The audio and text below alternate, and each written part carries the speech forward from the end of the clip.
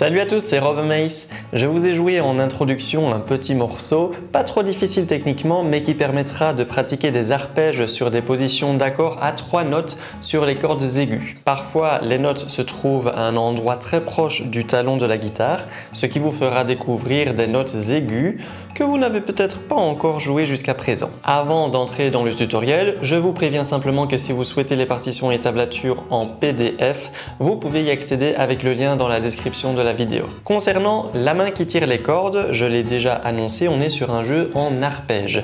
Vous pouvez utiliser le doigté AMI ou bien MIP à votre préférence. Ce qui va être important, c'est de faire ressortir la mélodie qui est située à chaque fois sur la corde la plus aiguë parmi les 3 formant l'arpège. Il s'agit à chaque fois de la première des 3 notes.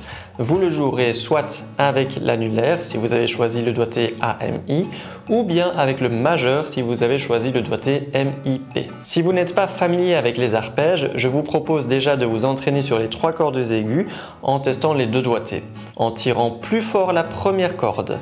Voici l'exemple.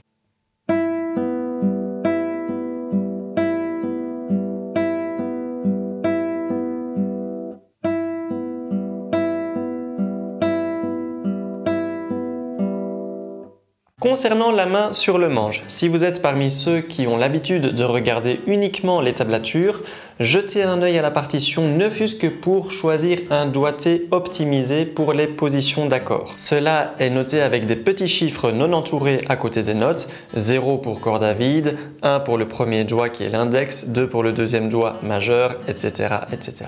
Un autre détail technique que vous pouvez faire attention est de maintenir le doigt sur une corde le plus longtemps possible. Parfois le maintenir même si l'arpège suivant a déjà commencé, si c'est possible. La grosse erreur commune dans ce genre de morceau est de vouloir placer tous les doigts au début de chaque groupe de 3 notes, sauf que cela vous fera perdre aussi en fluidité. Si c'est possible, placez les doigts les uns après les autres au fur et à mesure que les notes arrivent. Cela donnera un jeu plus legato, plus agréable à l'oreille. Avant de jouer en entier avec partition et tablature à l'écran, je vais juste vous jouer un des passages les plus compliqués du morceau très lentement, de la mesure 9 à 12. Comme ça, vous pourrez évaluer votre niveau en essayant aussi.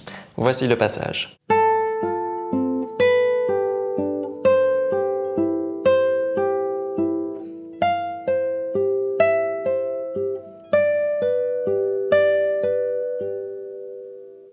Et donc, voici à présent une enchaînée de tout le morceau.